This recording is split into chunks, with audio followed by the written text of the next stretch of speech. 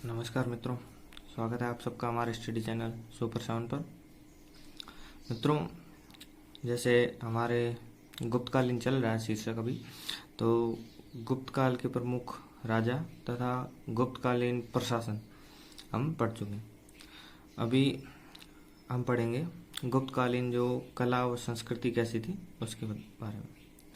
तो जैसा कि हम पढ़ते आ रहे हैं, जो गुप्त राजा जिन्होंने सबसे ज़्यादा जिस धर्म को माना, तो वो वैष्णव धर्म माना जाता है कि गुप्त काल में जो वैष्णव धर्म की जो लोकप्रियता है वो अपने चरम पे थी। ठीक है, इनका जो राजकीय प्रतीक माना जाता है वो गरुड़ माना जाता है। ठीक है, लेकिन इसके बावजूद भी जो माना जाता है कि गुप्त शासक सहिष्णु थे। क्यों थे? क्योंकि जैसे गुप्त वंश के जो राजा समुद्रगुप्त ने क्या है, श्रीलंका के शासक मेघवर्मन को बौद्ध विहार बनाने की अनुमति दी थी बोध गया में। ठीक है, इससे माना जाता है। और चंद्रगुप्त द्वितीय का जो महासंधि विग्रह, जिसे प्रधानमंत्री के बराबर माना जाता है, वीरसेन, वो शिव भक्त था। और वीरसेन ने भोपाल में उदयगिरी में शिव मंदिर का निर्माण किया, दान दिया था शिव मंदिर को। ठीक है, और इसी समय जो जैन धर्म तथा बौद्ध धर्म, शैव धर्म, ये क्या है, सभी समान रूप से लोकप्रिय थे। ठीक है, और जो विदेशी यात्री आया फायान, उसने भी धार्मिक सहिष्णुता का वर्णन किया है। ठीक है, और इस समय क्या है, भक्ति की अवधारणा का भी उदय माना जाता है। भक्ति मतलब भक्ति का माध्यम ऐसा था कि बिना किसी माध्यम के ईश्वर से प्रत्यक्ष संबंधित स्थापित करना। ठीक है, अर्थात जो मंदिर में मूर्ति, प्रसाद, कर्मकांड, पुजारी आदि के बिना ही ईश्वर की पूजा करना, ये उस समय भक्ति कहा जाता था। और भक्ति की अवधारणा का उदय उसी समय माना जाता है। भक्ति की अवधारणा के साथ साथ वहाँ हरिहर की भी अवधारणा इसी समय अस्तित्व में आई है, माना जाता है, जिसमें शैव व वैष्णव धर्म का समन्वय स्थापित किया गया है। हरिहर मतलब हरि विष्णु को कहा जाता है तथा हर है वो शिव जी को कहा जाता है। तो हरिहर की अवधारणा इसी समय विकसित हुई, ऐसा माना जाता है। इसी समय अर्धनारीश्वर को पूजा जाने लगा। अर्धनारीश्वर मतलब शिव व पार्वती को अर्धनारीश्वर कहा जाता है, उनको पूजा जाने लगा। इस समय मंदिर बनाने भी शुरू हो गए थे। मतलब मंदिरों का जो प्रारंभ है वो गुप्तकालीन से माना जाता है। इससे पहले भी है, लेकिन जो माना जाता है कि मंदिर बनने शुरू हो गए थे। ठीक, इसके पश्चात हम देखेंगे कि दक्षिणी भारत में जो चोल साम्राज्य है, पल्लव है, पांडे है, चेर है, उनके काल में ज़्यादा विकसित हुई मंदिरों की जो शैली है। वो अलग अलग मंदिरों की अलग अलग शैलियाँ जो कहाँ का विकसित हुई, इससे पहले भी हमने पढ़ा था, गांधार, मथुरा, अमरावती शैली। तो जो मंदिर बनने शुरू हुए थे वो लगभग इसी काल से माने जाते हैं। ठीक, और समुद्रगुप्त और कुमारगुप्त ने अश्वमेध यज्ञ करवा के अश्वमेध पराक्रम की उपाधि धारण की थी, ऐसा भी हमने पढ़ा था। ठीक, तो इसके पश्चात हम उस समय जो दर्शन माने गए थे, जो प्रणेता वगैरह हुए, दर्शन कौन कौन से दर्शन को माना जाता था, ठीक है, उसमें पढ़ेंगे। तो दर्शन सामान्यतः दो प्रकार के माने जाते हैं, आस्तिक दर्शन तथा नास्तिक दर्शन। ठीक है, आस्तिक दर्शन से मतलब है वे दर्शन जो वैदिक साहित्य को प्रमाणिक मानते हैं, वो क्या कहलाते हैं, आस्तिक दर्शन। तथा नास्तिक दर्शन, ये नास्तिक दर्शन वे दर्शन है जो वैदिक साहित्य को प्रमाणिक नहीं मानते। ठीक है, तो नास्तिक दर्शन में जैसे जैन दर्शन, बौद्ध दर्शन तथा चार्वाक दर्शन आ जाता है। ठीक है, ये क्या है, वैदिक साहित्य को प्रमाणिक नहीं मानते। ठीक है, बौद्ध दर्शन में जो वसुबंधु है, इन्होंने बौद्ध धर्म को विकसित किया था, इसलिए इनके प्रणेता माने जाते हैं। चार्वाक दर्शन के जो प्रणेता है बृहस्पति माने जाते हैं। चार्वाक दर्शन मतलब भौतिकतावादी जीवन पर आधारित है, मतलब खाओ पियो और मजे करो, वो भौतिकतावादी माना जाता है। इसमें आध्यात्मिकता का कोई स्थान नहीं है। तथा जैन धर्म और बौद्ध धर्म में ये नास्तिक दर्शन कहलाते हैं। ये मतलब वैदिक साहित्य को जो प्रमाणिक नहीं मानते। अब जो प्रमाणिक मानते हैं वो आस्तिक दर्शन कहलाते हैं, जिनको षड दर्शन कहा जाता है। 6 प्रकार के दर्शन हैं आस्तिक दर्शन में, जैसे पूर्व मीमांसा, तो उत्तर मीमांसा, सांख्य, योग, न्याय तथा वैशेषिक, ये 6 दर्शन कहलाते हैं। जो पूर्व मीमांसा है, इसमें वैदिक साहित्य के जो प्रथम दो भाग आते हैं, वेद तथा ब्राह्मण, उनको पूर्व मीमांसा कहा जाता है। पूर्व मीमांसा के जो प्रणेता है वो जैमिनी माने जाते हैं। ठीक है मित्रों। और जो पूर्व मीमांसा है वो कर्म कांड पर बल देता है। ठीक है। कालांतर में जो इसका प्रचार प्रसार किया, जो मुख्य इनके हुए हैं प्रणेता, वो माने जाते हैं कि जैमिनी के बाद में जो हुए कुमारिल भट्ट तथा प्रभाकर माने जाते हैं। ये बहुत बड़े दो विद्वान हुए कालांतर में। ये पूर्व मीमांसा है, ये ईश्वर को नहीं मानते, केवल देवताओं को मानते हैं, और ऐसा मानते हैं कि यज्ञ करने से देवता प्रसन्न होते हैं। ठीक है। अगला जो है उत्तर मीमांसा। ठीक है। इसमें जो वैदिक साहित्य के अगले जो दो भाग है, ठीक है, उनको उत्तर मीमांसा कहा जाता है या वेदांत कहा जाता है, जिसमें ये आरण्यक तथा उपनिषद शामिल होते हैं। ठीक है। तो इनके जो प्रणेता है वो बादरायण है। ठीक है। इनमें जो उत्तर मीमांसा के जो बादरायण के पश्चात बादरायण ने ब्रह्मसूत्र की रचना की थी, तथा जिसने बाद में आत्मा तथा जड़ तंत्र के सिद्धांत दिए थे, उनमें शंकराचार्य जिन्होंने अद्वैतवाद का दिया, उसके पश्चात रामानुज ने जिन्होंने विशिष्ट अद्वैतवाद का सिद्धांत दिया, तथा माधवाचार्य ने द्वैतवाद का सिद्धांत दिया, निम्बकाचार्य ने द्वैताद्वैत सिद्धांत दिया, तथा जो वल्लभाचार्य था उन्होंने शुद्ध अद्वैतवाद का सिद्धांत दिया था। ठीक है मित्रों। तो ये हम पहले वाली वीडियो में पढ़ चुके हैं कि जैसे शंकराचार्य बोलते हैं कि भाई जो आत्मा और ब्रह्म को ये दोनों अलग अलग चीज न हो के एक ही चीज है, तो अद्वैतवाद हो गया। जैसे तो इनमें माधवाचार्य बोलते हैं कि दोनों अलग अलग हैं। तो ये चीजें उत्तर मीमांसा में मिलती है। ठीक है। इसके पश्चात जो सांख्य दर्शन है, सांख्य दर्शन के प्रणेता है वो कपिल माने जाते हैं, तथा ये जो है तत्व मीमांसा के सिद्धांत पे माना जाता है सांख्य दर्शन को। तथा सांख्य का मतलब सांख्य, ठीक है, इनको सम्यक ज्ञान भी कहा जाता है। ठीक है। ये द्वैतवादी दर्शन पे आधारित है, मतलब पुरुष तथा जो प्रकृति है वो दोनों अलग अलग है। पुरुष मतलब आत्मा से है, तथा प्रकृति जो है वो जड़ पदार्थ से है। ठीक है। और तथा जो पुरुष और जो प्रकृति है वो आपस में विरोधी तत्व है, ऐसा सांख्य दर्शन में मिलता है। ठीक है। और सांख्य दर्शन है ये ईश्वर को नहीं मानते हैं। ठीक है। इसके पश्चात योग दर्शन। योग दर्शन की जो प्रणेता है वो पतंजलि माने जाते हैं। पतंजलि ये पुष्यमित्र शुंग के प्रधानमंत्री थे, उस समय प्रधानमंत्री उनके समय के थे। ठीक है। और जो योग दर्शन है ये सांख्य तथा योग का युग्मित दर्शन है। ठीक है। और पतंजलि ने अष्टांगिक योग जो दिए हैं, जैसे यम, नियम, आसन, प्राणायाम, प्रत्याहार, ध्यान, धारणा, समाधि, ये पतंजलि ने योग दर्शन में प्रतिपादित किए हैं। न्याय दर्शन के जो प्रणेता है वो गौतम माने जाते हैं। ठीक है। और न्याय दर्शन को ही भारतीय दर्शन का तर्कशास्त्र कहा जाता है, जो ज्ञान मीमांसा के सिद्धांत पे आधारित है। ठीक है। और अंतिम जो दर्शन षड दर्शन में है वैशेषिक दर्शन। वैशेषिक दर्शन के जो प्रणेता है वो कणाद माने जाते हैं, और कणाद का ही जो एक नाम है वो उलूक नाम कहलाता है। इसी के कारण इनके इस दर्शन को औलूक दर्शन भी कहा जाता है। ठीक है।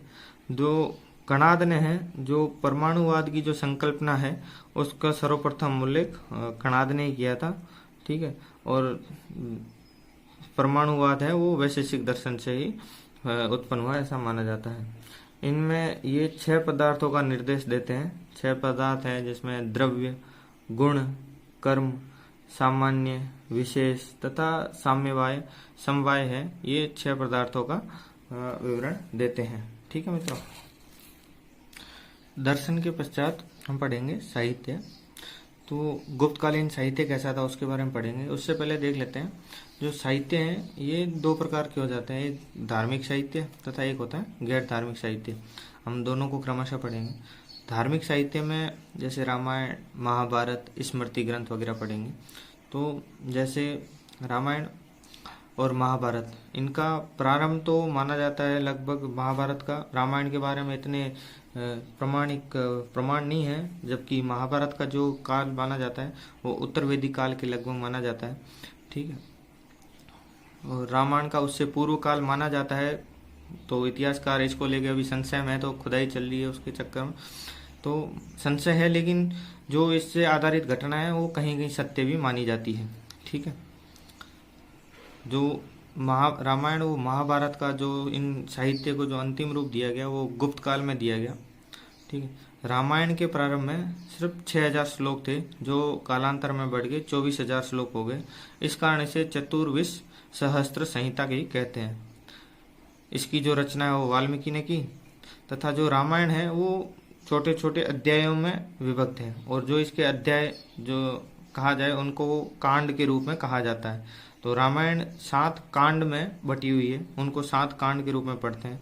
तो जैसे पहला कांड बाल कांड, फिर अयोध्या कांड, फिर आरण्यक कांड तीसरा, ठीक है, चतुर्थ है किष्किंधा कांड, फिर सुंदर कांड, फिर लंका कांड और उत्तरकांड। ये 7 कांडों में रामायण है जो पढ़ी जाती है। 7 कांड है रामायण।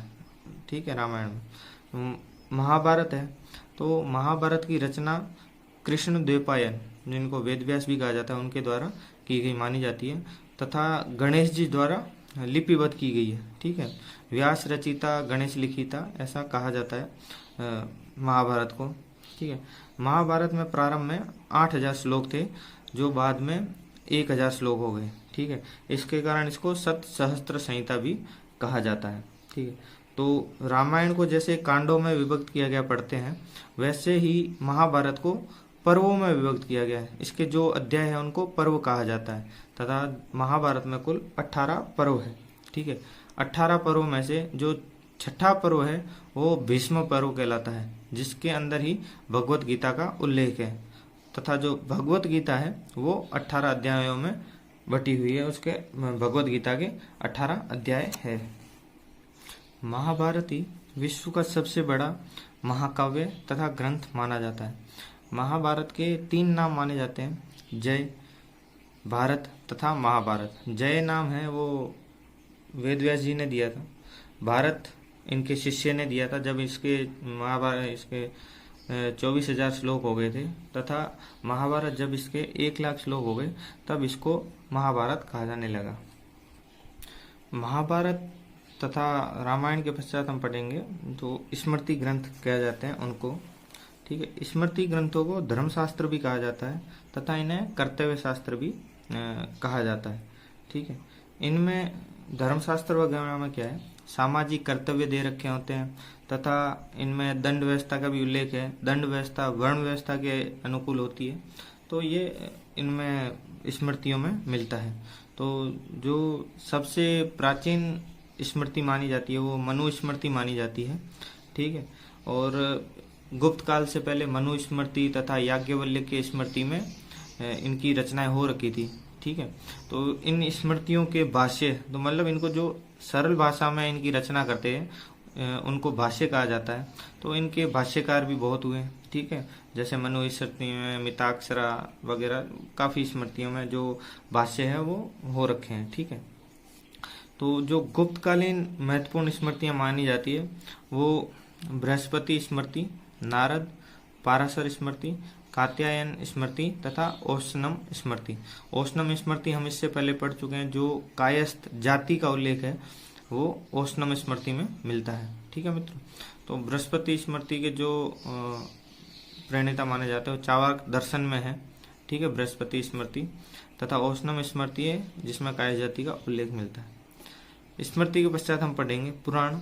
ठीक है, पुराणों की रचना गुप्त काल में हुई। ठीक है, कुल 18 पुराण माने गए हैं। ठीक है, इनकी रचना लोमहर्ष तथा उनके पुत्र उग्रश्रवा ने की थी। पोर्जीटर ने पुराणों की ऐतिहासिक महत्ता को उजागर किया। ठीक है, जो सबसे प्राचीन पुराण है वो मत्स्य पुराण माना जाता है। ठीक है, मत्स्य पुराण में क्या है, सातवाहन वंश का इतिहास मिलता है। विष्णु पुराण में मौर्यकालीन इतिहास की जानकारी मिलती है तथा गुप्त शासकों के जो इतिहास की जानकारी मिलती है वो वायु पुराण में मिलती है। ठीक है मित्रों, 18 पुराणों में से मौर्यकालीन जो इतिहास की जानकारी वो विष्णु पुराण में, सातवाहन वंश की मत्स्य पुराण में तथा जो वायु पुराण में गुप्त शासकों के बारे में जानकारी मिलती है। जो मार्कंडेय पुराण है उसमें दुर्गा सप्तशती का उल्लेख किया गया है। गुप्तकालीन जो धार्मिक साहित्य के अलावा हम पढ़ेंगे दूसरा जो भाग है साहित्य का, उसमें गैर धार्मिक साहित्य।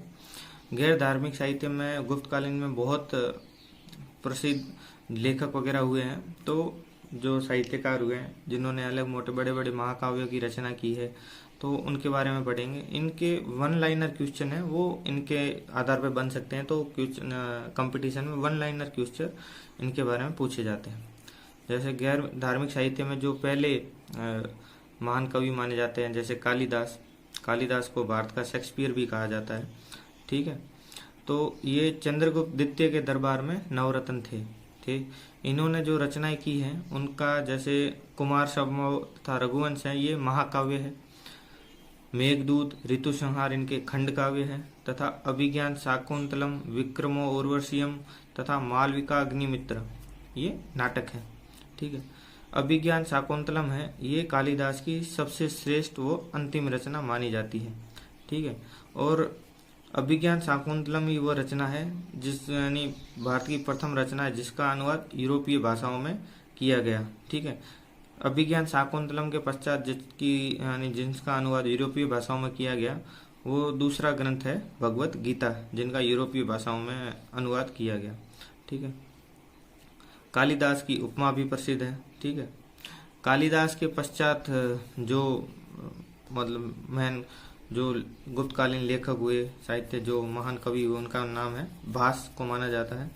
ठीक है, इन्होंने स्वपन वासवदत्ता की रचना की, ये भारत में लिखा गया पहला नाटक है। ठीक है, इसमें वासवदत्ता व उज्जैन की कहानी का उल्लेख है। इनके अलावा इनकी जो रचनाएं हैं प्रतिज्ञा, योगन धरायण तथा चारुदत्तम है। ठीक है मित्रों, इनके अलावा शूद्रक, मृच्छ कटिकम हमने पहले पढ़ चुका है। मृच्छ कटिकम की रचना शूद्रक ने की थी। मृच्छ कटिकम का अर्थ है मिट्टी की गाड़ी। ठीक है, महाकवि माघ, ठीक है, जो भीनमाल राजस्थान से बिलोंग करते हैं, ये इनकी जो रचना है शिशुपाल वध। ठीक है, ये गैर धार्मिक साहित्य में आती है। कीर्तार्जुनियम की जो रचना है वो भारवी ने की थी। ठीक है, और इनके बारे में एक दोहा मिलता है, जो श्लोक मिलता है, उपमा कालिदास्य भारवी अर्थ गौरवम दंडी पद लालित्यम मागे संति त्रयोगुण है। ठीक है, तो इनमें इन सभी कवियों के नाम दिए हुए हैं। ठीक है, तो इसके भारवी के पश्चात पढ़ेंगे भट्टी, जिसकी जो महत्वपूर्ण रचना वो रावण वध है। विष्णु शर्मा की जो महत्वपूर्ण रचना है वो पंचतंत्र है, जिसकी विषय वस्तु है राजनीतिक मानी जाती है पंचतंत्र की। ठीक है, इसमें छोटी छोटी कहानियां हैं जिसकी मतलब जो आधार है वो कूटनीति के बारे में उनमें बताया गया है। ठीक है, और इसी काल के जो अन्य कवि है जो साहित्यकार जो हुए मैन वो वात्सायन हुए हैं, जिनकी रचना कामसूत्र है। ठीक है मित्रों, इनके अलावा अमर सिंह चंद्रगुप्त द्वितीय का नवरत्न था, जिसकी रचना अमरकोश है।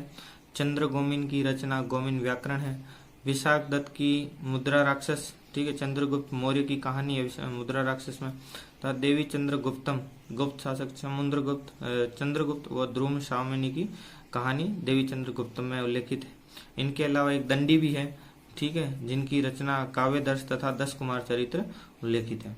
मित्रों, तो इस वीडियो में हमने इसके जो कला, संस्कृति तथा साहित्य के बारे में पढ़ेंगे।